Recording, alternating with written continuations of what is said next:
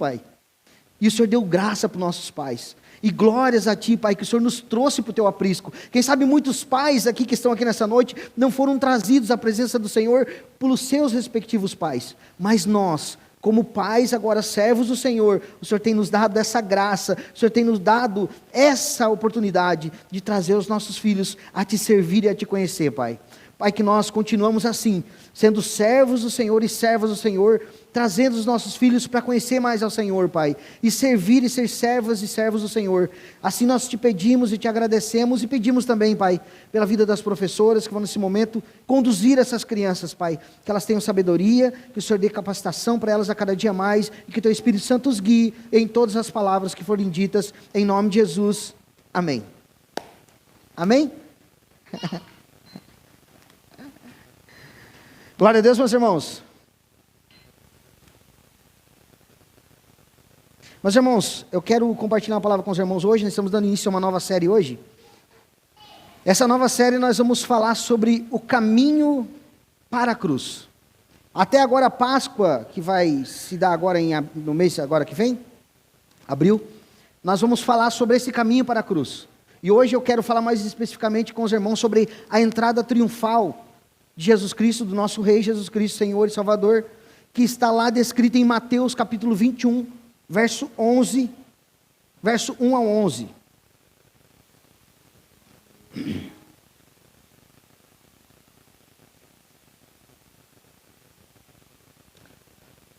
Mateus 21,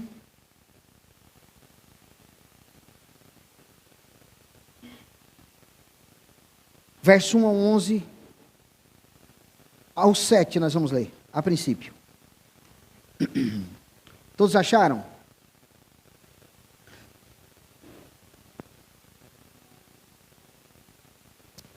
Mateus capítulo 21, verso 1 diz assim a palavra de Deus: Quando se aproximaram de Jerusalém e chegaram a Betfagé, ao Monte das Oliveiras, Jesus enviou 2 discípulos, dizendo-lhes: Vão até a aldeia que está diante de vocês, e logo encontrarão presa ali uma jumenta, com ela um jumentinho. Desprendam e tragam para mim. E se alguém disser alguma coisa, respondam: o Senhor precisa deles.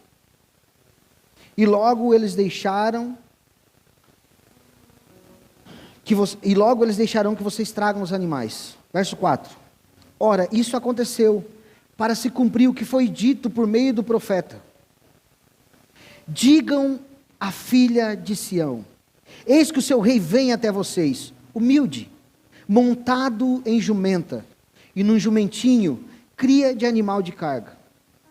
Então, indo os seus discípulos, e tendo feito tudo como Jesus lhe havia ordenado, trouxeram a jumenta e o jumentinho, e então puseram em cima deles as suas capas, e sobre elas Jesus montou. Curve sua cabeça, vamos orar mais uma vez. Senhor Deus e Pai, nós te louvamos, Pai. Mais uma vez, nesse momento, agora pela Tua palavra, Pai. A Tua palavra que ela mesma nos diz e nos testifica, que de forma alguma ela volta vazia. Ela encontra repouso em nossos corações, e um coração contrito e quebrantado, e é nosso pedido nessa noite. É que o Senhor contrite o nosso coração. Que o Senhor quebrante o nosso coração. Que o Teu Espírito Santo nos conduza mais uma vez, Pai, a conhecer a Tua palavra, a conhecer ao Senhor e colocar toda ela em prática. E se a cada dia que passar, Senhor Deus, que nós se tornemos mais parecidos com o Senhor. Assim nós Te pedimos essa noite, e eu, Senhor, Te peço, que o Senhor me use para a Tua honra e glória, segundo a Tua bondade, a Tua misericórdia, em nome de Jesus. Amém. Meus irmãos, como eu disse de início, nós vamos dar início a essa nova série, O Caminho para a Cruz. Vamos falar hoje sobre essa entrada triunfal de Jesus em Jerusalém. E eu quero começar aqui, meus irmãos, esse sermão perguntando e fazendo uma pergunta que nós vamos refazer ela durante esse sermão. Quem é Jesus para você? Talvez várias seriam as respostas, porque temos muitas pessoas aqui diferentes, pensamentos, quem sabe, diferentes. Mas a resposta deveria ser unânime. Mas, meus irmãos, talvez seriam várias as respostas que nós teríamos nessa noite. Quem é Jesus para você? Mas a principal delas talvez seria meu Salvador. Isso não é pergunta só para cristão, meus irmãos. Se nós sair por a cidade, pelo estado, pelo Brasil, pelo mundo, e perguntar quem é Jesus, para muitos vão dizer, é meu Salvador. Mas será que Jesus é só nosso Salvador? É isso que nós vamos ver nesse texto nessa noite, meus irmãos. Porque a verdade é que muitas pessoas hoje seguem um outro Jesus. Infelizmente, essa é a nossa realidade. Um outro Jesus que não esse Jesus que nós conhecemos biblicamente falando.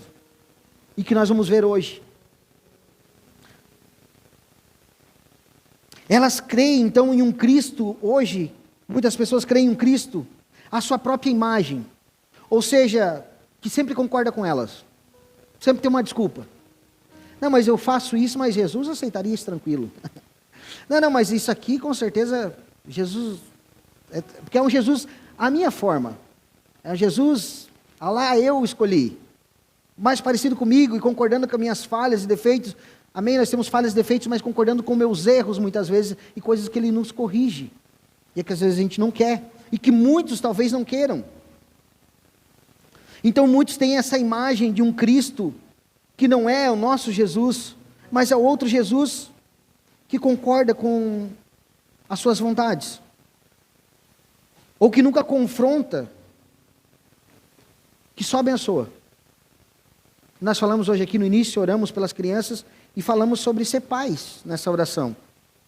E a gente sabe que ser pai é isso, é não concordar com tudo, porque se nós concordarmos com tudo que nossos filhos querem fazer, ou para onde eles querem ir, faz 3 dias que a minha filha está pedindo para ir no rio.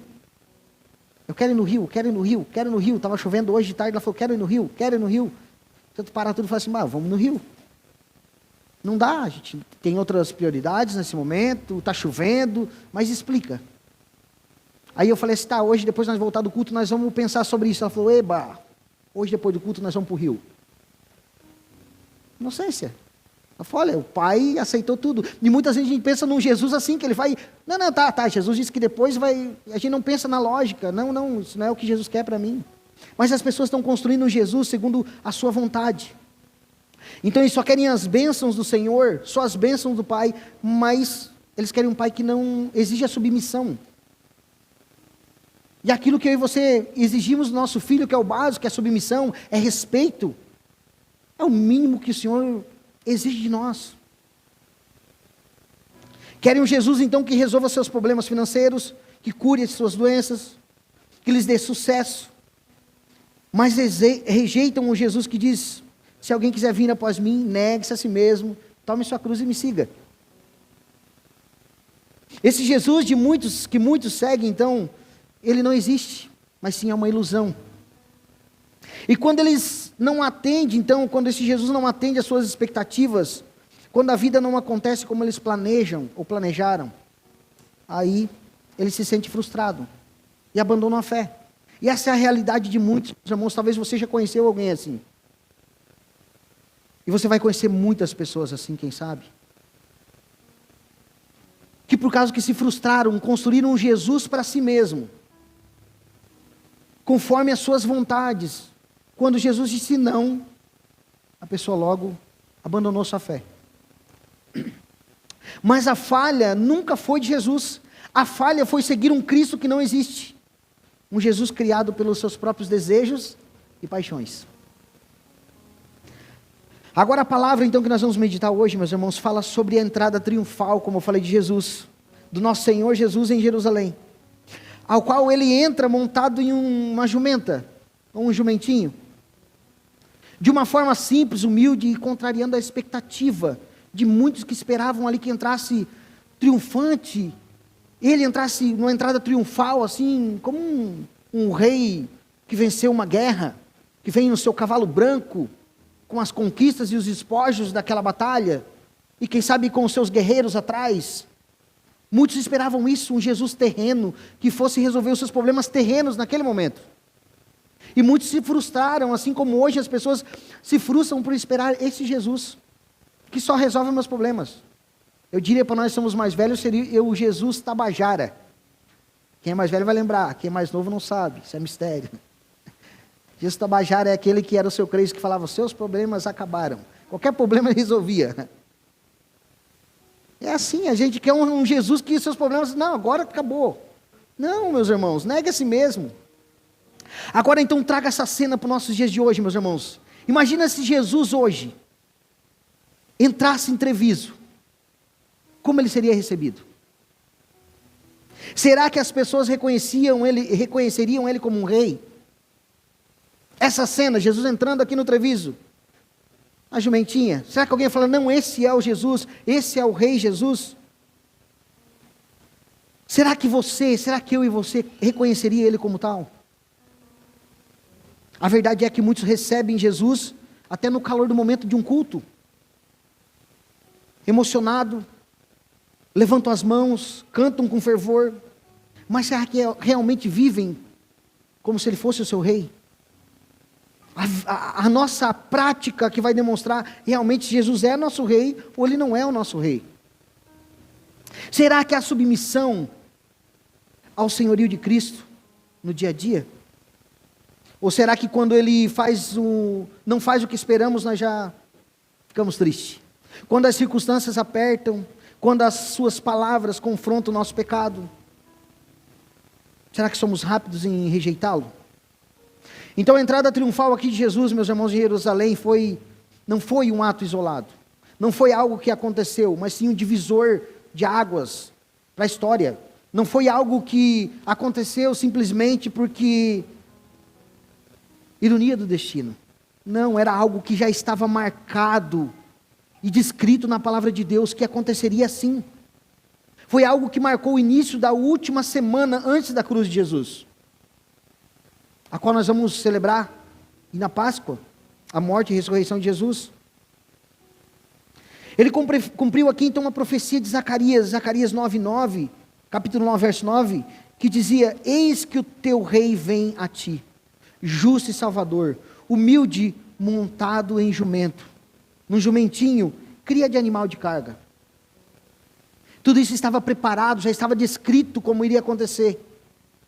Mas isso também, meus irmãos, expôs aqui a hipocrisia de um povo que queria um salvador conveniente a si. Era um povo que esperava não um Senhor soberano, mas um Senhor que os servisse, um Senhor que os libertasse das garras de Roma, um Senhor libertador e terreno naquele momento, que viesse e fulminasse com todo aquele povo que estava contra o povo de Israel.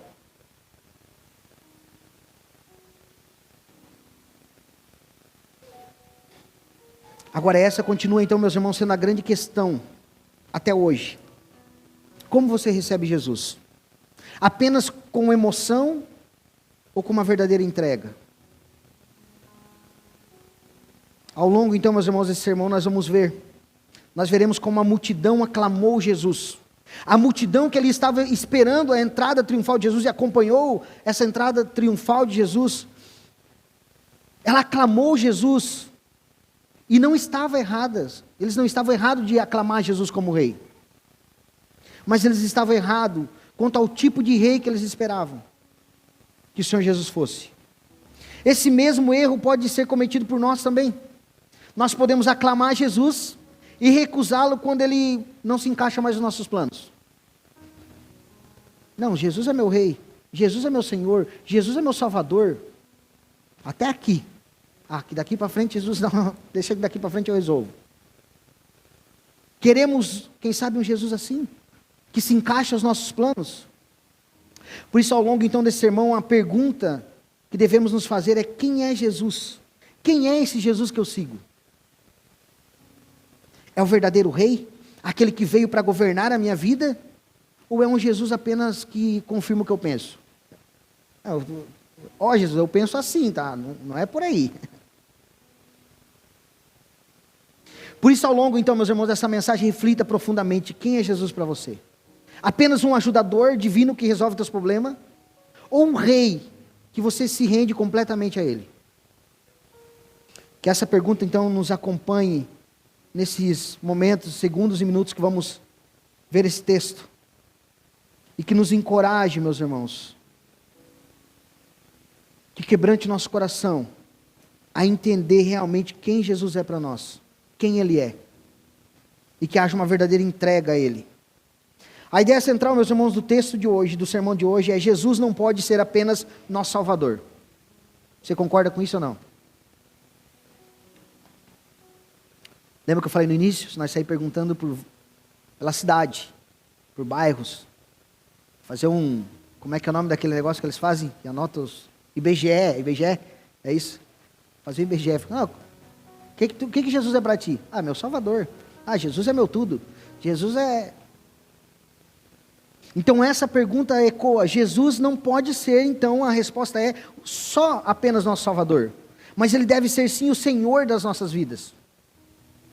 Por isso nós devemos viver então uma vida de completa submissão a Ele. E o primeiro ponto que eu quero ver com os irmãos aqui é o texto que nós já lemos, que está ali do verso 1 ao verso 7, e nós vamos ver a perspectiva desse primeiro trecho do texto: o Rei soberano e humilde. Jesus estava aqui prestes a entrar em Jerusalém, para essa última semana do seu ministério terreno, e o local onde essa entrada começa é a gente leu aqui, né? Betfagé, que era um pequeno povoado, próximo a Betânia ali, e situado ali próximo ao o Monte das Oliveiras. E segundo aqui o pastor Hernando Dias Lopes, ele faz um comentário sobre esse texto, e ele diz que a chegada de Jesus a Jerusalém não foi um evento fortuito ou casual, mas sim uma consumação de um plano eterno, como eu falei aqui antes. Não havia improvisação. A cruz sempre estava diante de Jesus. Ele sabia para onde ele estava indo. Ele sabia de todos os planos de Deus. E ele sabia que aquilo ia se consumar. O Monte das Oliveiras, então, tinha um significado profético profundo. Zacarias ainda também profetizou em capítulo 14, verso 4. Ele menciona que no dia do Senhor o monte partirá ao meio, quando o Messias vier em poder e glória. Então o próprio Jesus, em sua segunda vinda, retornará neste lugar. Então é algo que marcou, o Monte das Oliveiras marcou, e foi dali que Jesus partiu então para Jerusalém. E Mateus também faz essa questão aqui, se conectar, a entrada e o cumprimento de Zacarias 9:9. Ele diz assim: alegre-se muito a filha de Sião, exulte a filha de Israel, eis que o seu rei vem até vocês, justo Salvador, humilde, montado em jumento, numa jumentinha, e no filhote de uma jumenta. A maneira como Jesus organiza aqui essa entrada, meus irmãos, então não é acidental. Ele é um profeta, ele é um Senhor que sabe das coisas que vão acontecer. Então ele envia 2 discípulos para buscar a jumentinha, em uma aldeia próxima.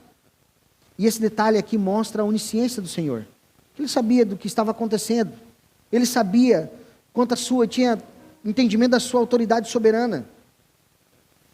E ele envia então esses homens, seus discípulos, para buscar essa jumenta.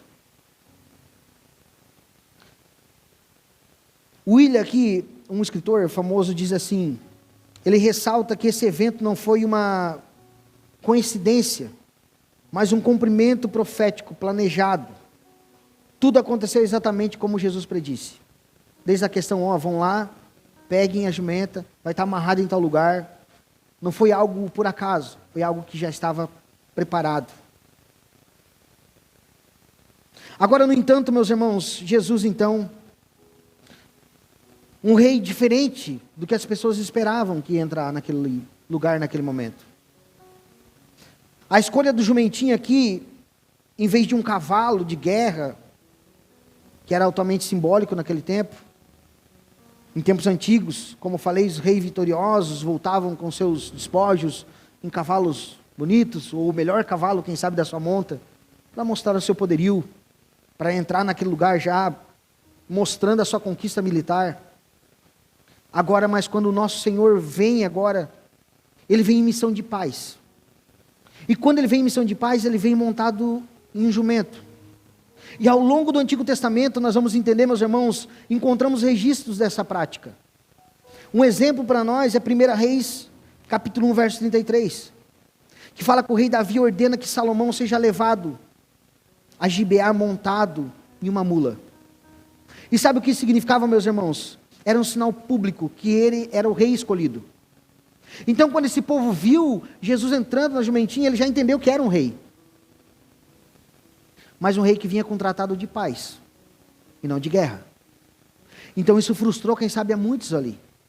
Porque eles esperavam que Jesus viesse para libertar eles do cativeiro romano, né, das garras de Roma. Agora, quando Jesus escolheu então entrar em Jerusalém montado em um jumento, ele estava aqui ecoando um evento na história de Israel, como eu falei, que era conhecido pelos judeus, essa proclamação de Salomão como rei. O povo já tinha entendimento. Opa, você é um rei, que está chegando agora.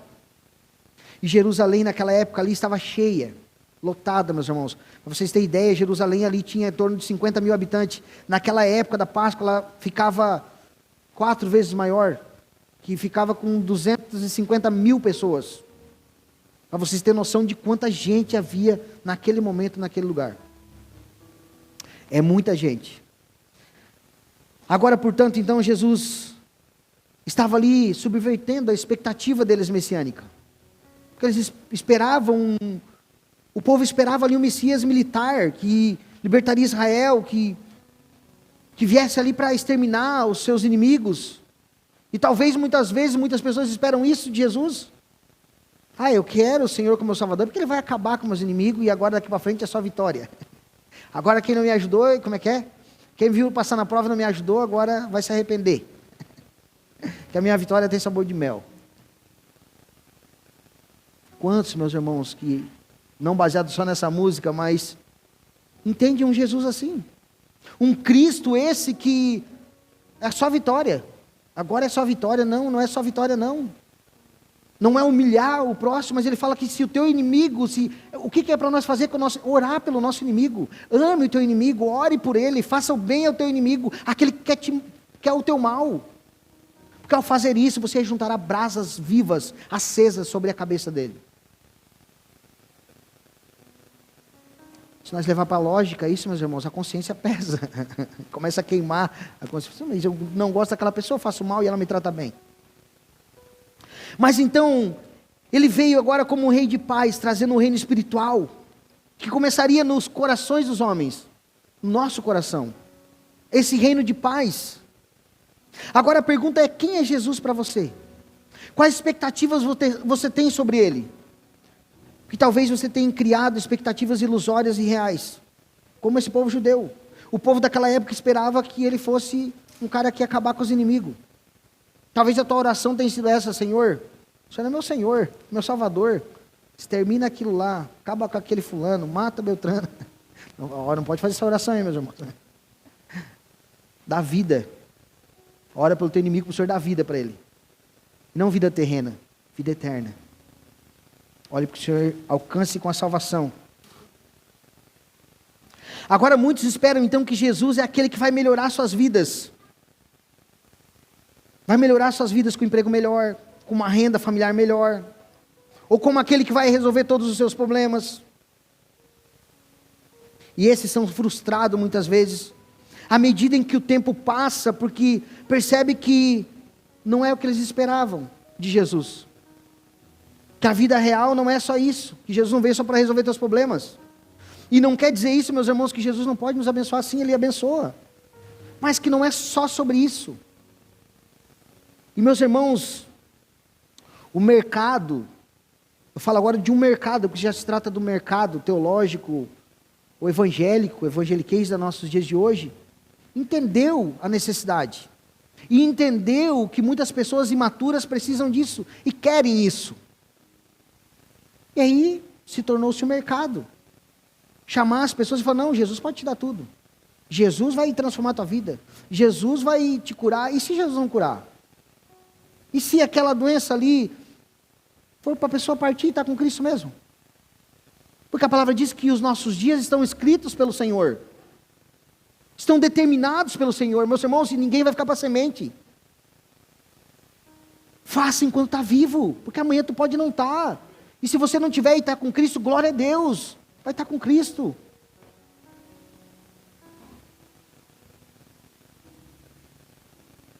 Então a entrada triunfal de Jesus aqui, meus irmãos, foi um momento de glória, mas também um momento de contraste. Ele veio cumprir aqui as profecias, veio como um rei, mas um rei que governa de maneira diferente. Diferente daquilo que os homens esperavam naquele momento. A sua montaria, um jumento, revelou aqui a essência do seu ministério: paz, humildade e redenção. Ele frustrou aqui a expectativa de muitos. E não porque ele comete erros, ou porque ele cometeu erros. Não por isso, meus irmãos. Ele frustrou não por isso, mas porque as pessoas tinham uma ideia equivocada sobre o Messias, sobre quem ele era.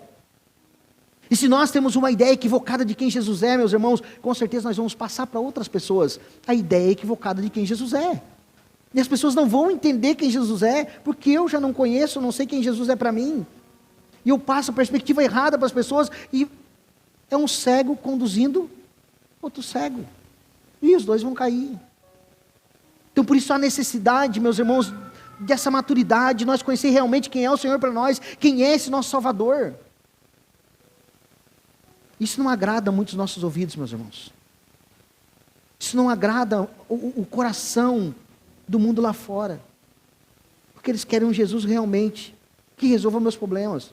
Jesus que paga meu boleto amanhã, que vai vencer amanhã. Jesus, dá um jeito. Jesus pode nos abençoar? Pode, meus irmãos, sempre. Mas não é essa a sua essência. A essência do seu ministério. A essência da sua obra. E isso então, meus irmãos, se reflete nos nossos dias. As pessoas se frustram então com Jesus, não porque ele falhou, como eu falei, mas porque eles criam outro Jesus. Em suas mentes eles criam outro Jesus, que não é o Jesus apresentado aqui nas Escrituras. Segundo ponto, meus irmãos, a reação do povo. Vamos ler Mateus 21, verso 8.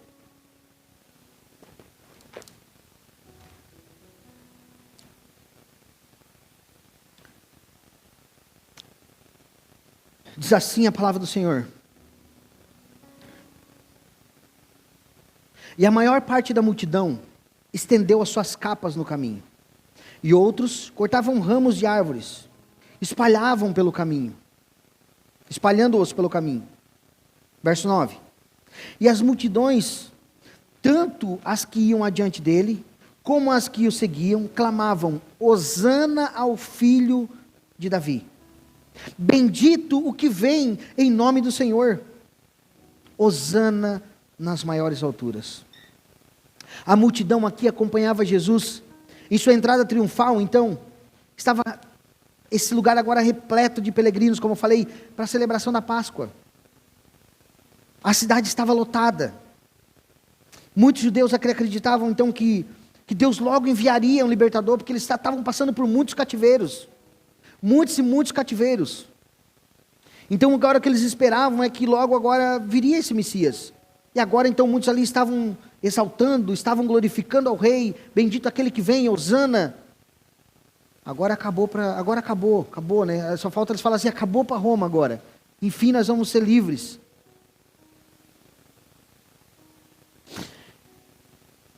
Quando Jesus entra montado no jumentinho, então o povo reage com 3 ações simbólicas aqui.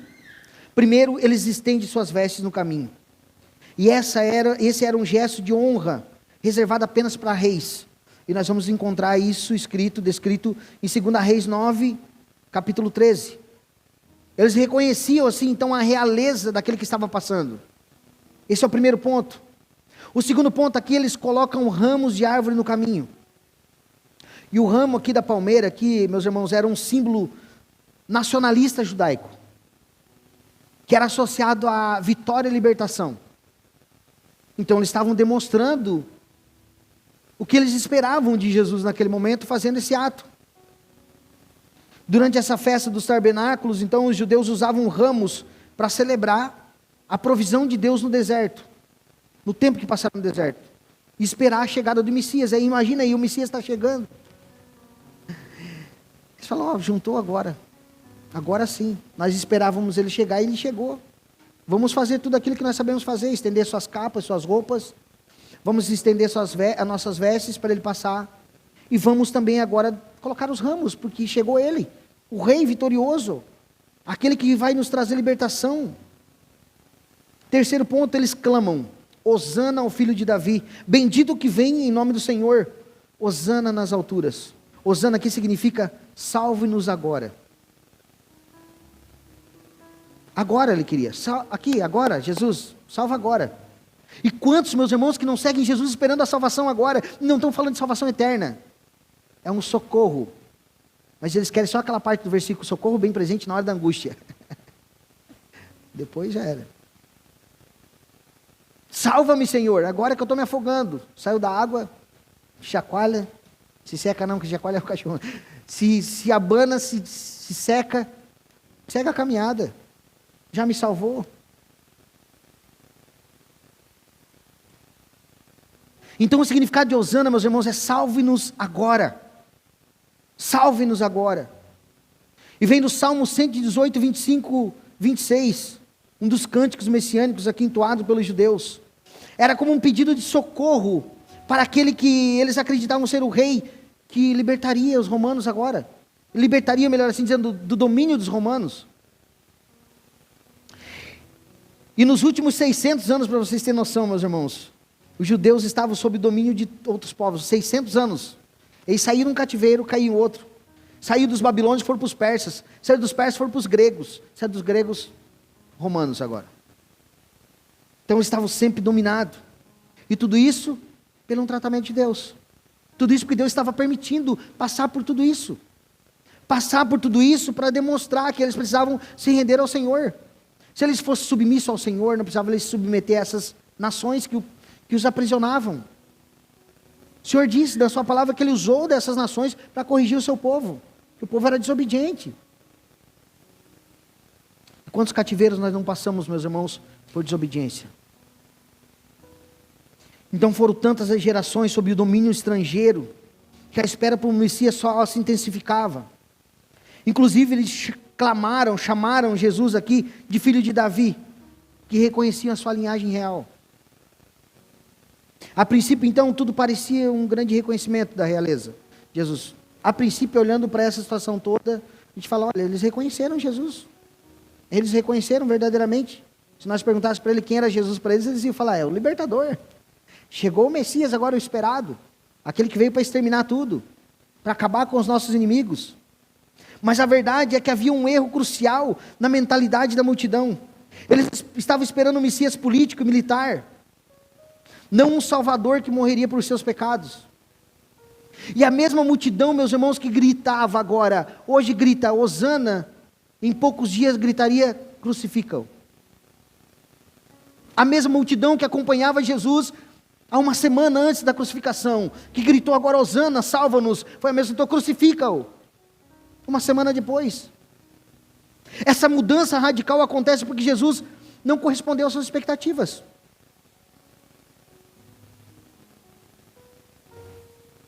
Eles queriam um rei, então, que impusesse, ou expulsasse, melhor assim dizendo, os romanos das suas terras, daquele lugar. Mas ele veio oferecer um reino espiritual. Ele veio trazer salvação. Inclusive, os romanos. Enquanto o povo judeu falava assim, mata, extermina logo esse nosso inimigo. Senhor, esperamos que tu veio fazer isso. Eu falei, não, eu vim trazer salvação para esse povo também. E é um exemplo para nós, meus irmãos, que muitas vezes a gente, como eu falei, se a oração tua é orar pelo que o teu inimigo morra, não ore para que o Senhor salve ele. Dê vida para ele, vida eterna. E que ele deixe de ser teu inimigo, né? Porque se ele tiver a vida eterna, ele é teu irmão agora.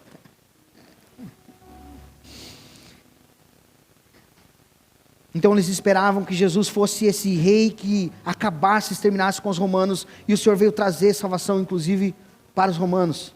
Eles queriam um Messias que usasse o seu poder, mas ele veio como um servo sofredor, disse Isaías 53. Hernandes Dias Lopes ressalta essa contradição. Ele diz, eles queriam um rei que resolvesse os seus problemas terrenos, mas não um Senhor que exigisse rendição deles. Eles queriam a libertação da opressão romana, mas não da escravidão do pecado. A decepção então levou à rejeição. Assim como os fariseus e os líderes religiosos daquela época, meus irmãos, a multidão também não compreendeu. Não compreendeu o que o Senhor estava fazendo naquele momento. Que o reino do Senhor não era desse mundo, que o reino do Senhor não é desse mundo. Agora a pergunta é, o que significa isso para nós? Significa que podemos cair na mesma contradição da multidão de Jerusalém. Muitos de nós queremos um Jesus que nos ajude, nos abençoe, resolva nossos problemas terrenos, mas não queremos um rei que nos governe, que governe a nossa vida. Queremos ser independentes. Muitas pessoas clamam Jesus nos cultos, mas rejeitam na vida prática. Quando nós vemos a igreja, levantamos as nossas mãos, cantamos louvores, mas vivemos de forma independente de Cristo durante a semana. E aí se colocamos no mesmo nível da multidão. Se apertar a mesa durante a semana, é capaz de a gente falar, crucifica logo. Que o Senhor nos perdoe, meus irmãos. Quando aceitam Jesus como seu Salvador, muitos aceitam, quantos aceitam? Mas não como Senhor. Nós devemos aceitar, sim. Recebi, na verdade a gente não aceita, Jesus que nos aceita, né, meus irmãos? É o Senhor que vem ao nosso encontro, como nosso Salvador. Mas quantos desses que aceitam Jesus como Salvador, mas não como Senhor? Muitos se emocionam diante do extraordinário, de algo que Deus fez e curou alguém, mas não se rende no ordinário, no dia a dia, no cotidiano normal, dia normal da vida, da rotina. Agora, quantas pessoas então aceitam Jesus porque buscam bênçãos e milagres, mas quando são confrontadas com a autoridade soberana do Senhor, quando são confrontadas com o seu pecado, se afastam? Assim como a multidão, então podemos nos empolgar com Jesus no domingo, mas negar Ele durante a semana. Nós podemos se empolgar e Jesus, Tu é o Rei, Tu é maravilhoso, como nós louvamos aqui hoje, Tu és soberano no céu e na terra, hoje, mas amanhã eu que decido. E aí nós estamos demonstrando que o Senhor não é o nosso Senhor.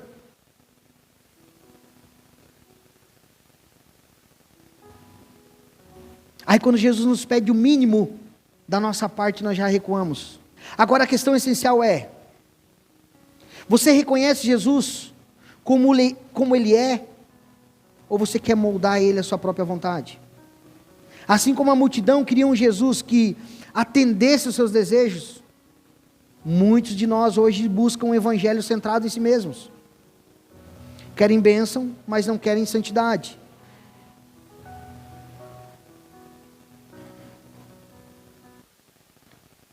Querem bênção, mas não querem santidade. Querem um Cristo que cura, mas não um Cristo que confronta o pecado. Querem um Jesus que os ajude, mas não um rei que governe. Me ajuda aí, Senhor, mas quando o Senhor te pede algo, exige algo, e a reflexão para hoje e para nós é, o nosso compromisso com Cristo, será que é real ou superficial? A nossa fé é baseada em emoção ou em submissão? A verdade é, meus irmãos, que onde é que está a tua fé quando a emoção acaba? Onde é que está a tua fé quando tu não sente mais nada? Vai ter tempos, meus irmãos.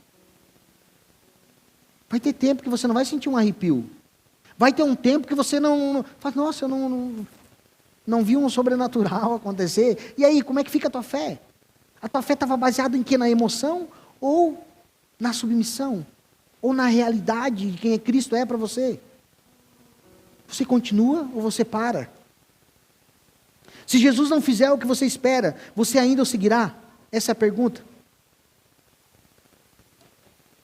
Nós vamos encaminhar para o último ponto aqui, meus irmãos.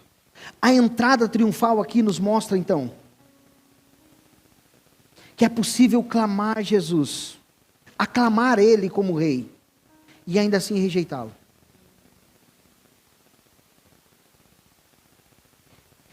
E o perigo da superficialidade espiritual é esse que está presente. Esse é um dos perigos de aclamar Jesus como rei e rejeitar ele. O desafio para nós então é esse: seremos como a multidão que só louva Jesus quando ele atende às nossas expectativas, ou seremos discípulos fiéis que permanecem firmes, mesmo quando as coisas não saem como nós queremos? E nem tudo sai como nós queremos, né, meus irmãos? Ou sai? Não sai. Desafio prático para nós: reflita sobre como você tem recebido Jesus. Você o vê como um rei para obedecer, ou apenas como um ajudante para resolver seus problemas? Examine se o seu compromisso com Cristo é baseado em conveniência e necessidade, ou em rendição total. Pergunte-se se Jesus não fizer o que eu quero, ainda assim eu servirei? Então ore e peça a Deus um coração que não apenas aclame a Jesus, mas que viva sob o seu senhorio, que entenda que Ele é teu rei, que Ele é o teu Senhor e Salvador. Para nós finalizar, meus irmãos, Mateus 21, 10 e 11.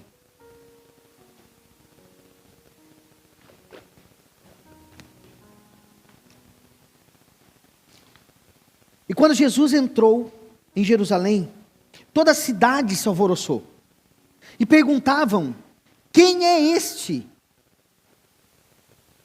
E as multidões respondiam: este é o profeta Jesus de Nazaré, lá da Galileia. A entrada de Jesus aqui em Jerusalém, meus irmãos, como eu falei, não foi um evento discreto. O verso 10 aqui nos diz que toda a cidade se alvoroçou. Então vocês imaginem, se a cidade de Treviso, 3.500 habitantes, se alvoroçar, já dá um barulho. Agora vocês imaginem lá 50 mil habitantes, mais aquele povo que estava ali, cerca de 250 mil pessoas, que multiplicava-se ali. Imagina um alvoroço com uma multidão de pessoas assim.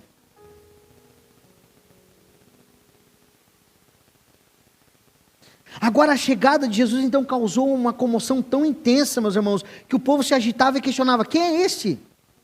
Quem é esse que chegou aí?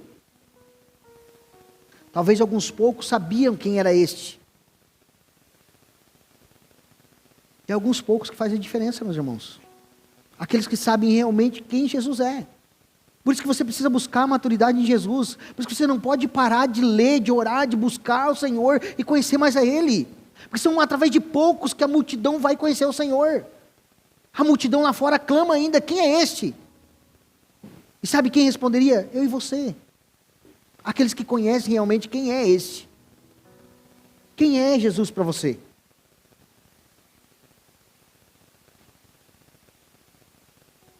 Muitos esperavam então um libertador messiânico, e essa notícia que Jesus estava chegando então montado em jumentinho, só aumentava a expectativa desse povo. E esse alvoroço aqui então não era só por emoção, mas que o povo aqui percebia que algo histórico estava acontecendo. O impacto da chegada de Jesus aqui foi tão grande, como eu falei, que mexeu com a cidade, sacudiu a cidade. As pessoas sabiam que não era só um líder comum que estava chegando ali, mas que era realmente, eles entenderam que era realmente alguém muito importante que estava naquele lugar. Agora a pergunta é, eles entenderam que era alguém importante, mas será que eles sabiam quem ele era realmente? A pergunta que ecoa nas ruas de Jerusalém agora é: quem é este? Quem é este? E diante dessa pergunta, a resposta da multidão foi incompleta, insuficiente. Este é o profeta Jesus, lá de Nazaré, da Galileia. Isso é verdade,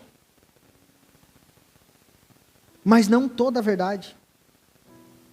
Jesus era um profeta, foi um profeta, mas não somente um profeta. Os testemunhos que dizem que é de Jeová e que não são, falam que Jesus é apenas um profeta. Eles negam a carnalidade de Jesus, diz que ele ressuscitou só espiritualmente. Eles negam a trindade, Pai, Filho e Espírito Santo. Então são pontos, meus irmãos, cruciais para a nossa fé. Então não se deixe se levar por essa situação. Então esse povo aqui tinha um conhecimento pequeno. A multidão não sabia, falava, ele é um profeta. Isso era uma parte verdadeira? Era, mas não era toda a verdade. Jesus é um profeta, mas é muito mais ainda que isso. O povo reconhecia aqui que ele falava com autoridade, quando ele realizava milagres. Que ele ensinava as escrituras como ninguém, mas não reconhecia ele como rei e salvador, como Senhor e Salvador. Para eles aqui, ele era um grande mestre, um homem de Deus, mas não o Filho de Deus. E aqui eu pego mais uma referência do Hernandes Dias Lopes, que fala, e aponta aqui, esse erro fatal da multidão. Muitos querem um Jesus moldado à sua própria visão. Respeitam-no como mestre, admiram-no como um profeta, mas não se rendem a ele como Senhor. Não basta saber então que Jesus é especial. É preciso confessá-lo como Salvador e Rei. O problema da multidão é que é o mesmo de muitos hoje. Eles querem um Jesus que inspire, mas não um Jesus que governe. É um Jesus que eu devo seguir, eu devo imitar até, porque ele foi um grande homem. Ele tem um grande legado. Mas quando Jesus contraria algumas práticas, algumas situações, quando a palavra do Senhor contraria, logo é rejeitado. Fala, não, até acho legal o que ele fez, a história, tudo, mas governar sobre mim, não. Porque ou cremos então que ele é realmente rei e soberano, ou precisaremos admitir que é um mentiroso, ou ainda um lunático. Portanto, se você não crê que ele era mentiroso, tão pouco louco, então você precisa admitir que ele é tudo aquilo que a Bíblia diz que ele é. O Filho de Deus, soberano sobre a criação e rei das nossas vidas. O mundo ainda hoje se pergunta, meus irmãos, lá fora, quem é este? Quem é este? Talvez você tenha a resposta para alguém. Se ele entrasse hoje em entrevista, será que você ia perguntar quem é este? Ou você seria aquele que daria a informação? Fala, não, esse é o Senhor, meu Senhor e Salvador. E é o que as pessoas esperam de nós, lá fora. É o que elas estão esperando. Elas também se perguntam, quem é este? É esse que os testemunhos vieram aqui e falaram para mim, fizeram um estudinho bíblico comigo e me ensinaram? É esse que deixaram um panfletinho? É esse que... Quem é esse? É esse que pode... Eu vou lá na tua igreja porque eu estou com uma dor de cabeça. Ele pode tirar minha dor de cabeça? Não. Tu fala, não. Vai ali comprar uma Neosaldina e toma. Já vai passar. Jesus é muito mais que um remédio para dor de cabeça. Jesus é muito mais que uma cura física. E é isso que as pessoas precisam fazer, saber lá. Saber fora das quatro paredes da igreja. Essa pergunta então não ficou restrita a Jerusalém do primeiro século. Hoje há várias respostas incompletas.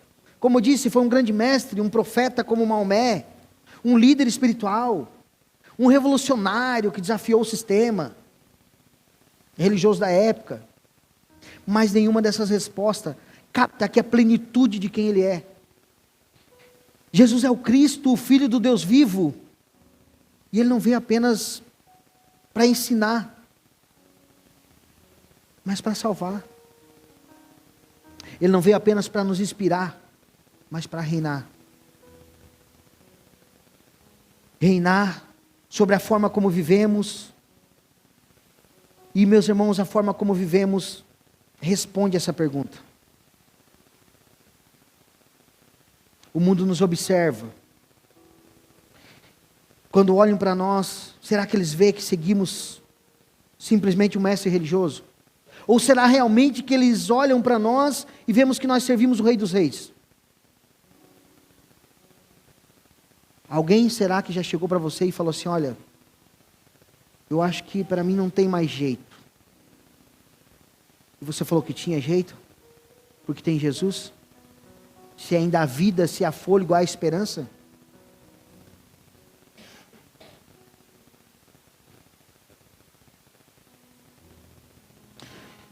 R.C. Sproul diz que a maneira como respondemos à identidade de Cristo define tudo sobre a nossa vida. Se Jesus é realmente Senhor, isso muda absolutamente tudo para nós. Se Ele é o Rei, então toda a nossa vida deve ser vivida em submissão a Ele.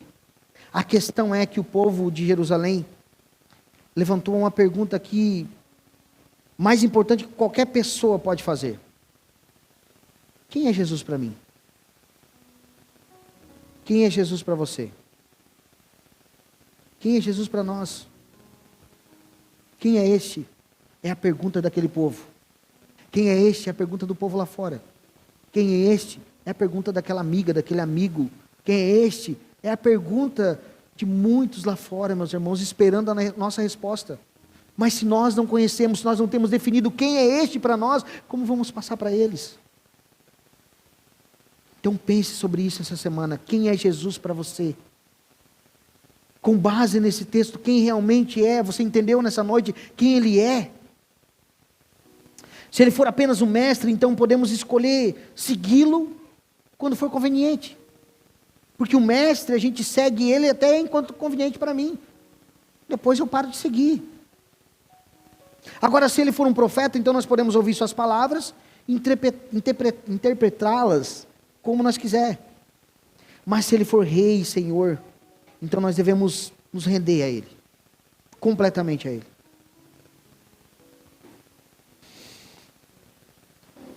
E aqui eu me encaminho para o final, meus irmãos. Quando Jesus é Senhor, nós buscamos obedecer a Sua palavra, mesmo quando isso custa algo para nós. Mesmo quando custa algo para nós, mesmo que seja na nossa área financeira, mesmo quando seja na área sentimental, na nossa generosidade, na nossa vida, no casamento, no relacionamento. Em vez de agir conforme as emoções ou os padrões do mundo, aquele que reconhece o Senhor Jesus como Salvador e Senhor, busca amar, busca perdoar, servir. Foi isso que Ele nos ensinou. Nós colocamos Deus no centro das relações. Agora, se nós não entendemos assim, meus irmãos, nós vamos seguir as nossas emoções e os padrões do mundo.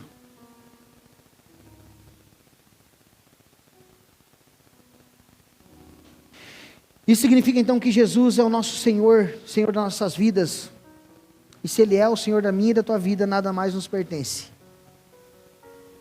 Tudo pertence a Ele. Significa que os nossos dons, nosso tempo, nossos bens, nossos recursos devem ser destinados a servir o Seu reino e cumprir a Sua vontade. Agora, por outro lado, muitas pessoas aceitam Jesus como Salvador, mas resistem em tê-lo como Senhor. Elas querem perdão dos pecados, promessa de vida eterna, mas não querem perdoar ninguém. Elas querem ser perdoadas, mas não querem liberar perdão. Isso não mostra e não demonstra que o Senhor é o teu Senhor mesmo, que é o teu Salvador. Porque fomos perdoados, devemos perdoar.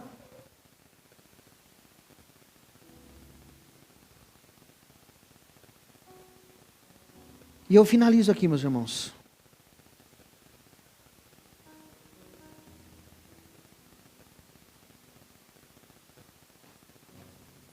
Quem é Jesus para nós?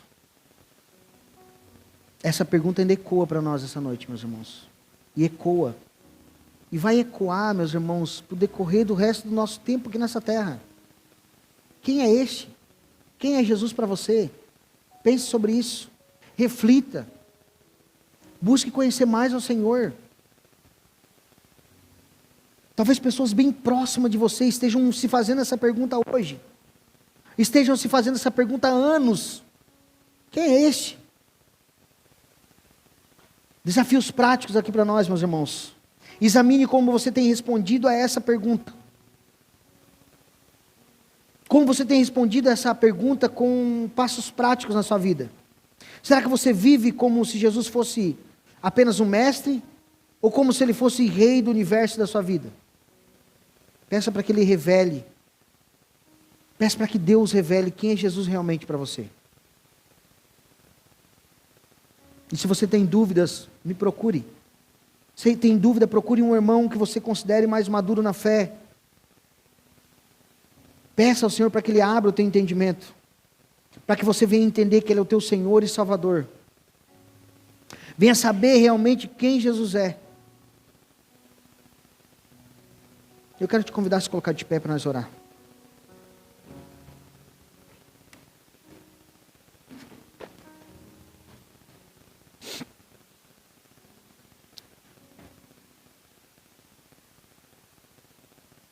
Agora, se Jesus, meus irmãos, é o teu Salvador, o teu Rei, a pergunta é como isso transforma a tua vida diária.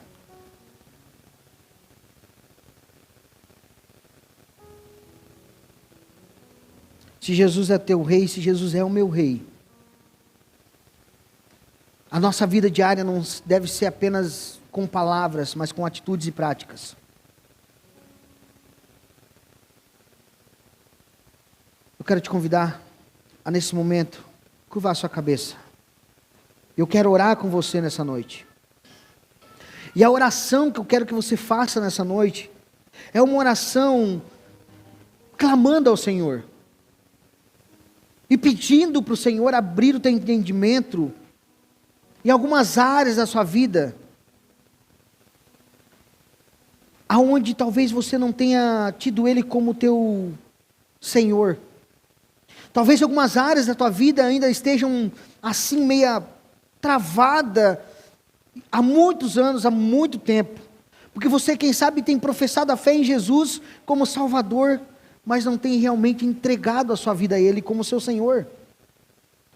Então peça ao Espírito Santo de Deus, para que Ele venha te mostrar aonde são as áreas que você precisa reconhecer o Senhor como Senhor da tua vida, como Senhor dessa situação.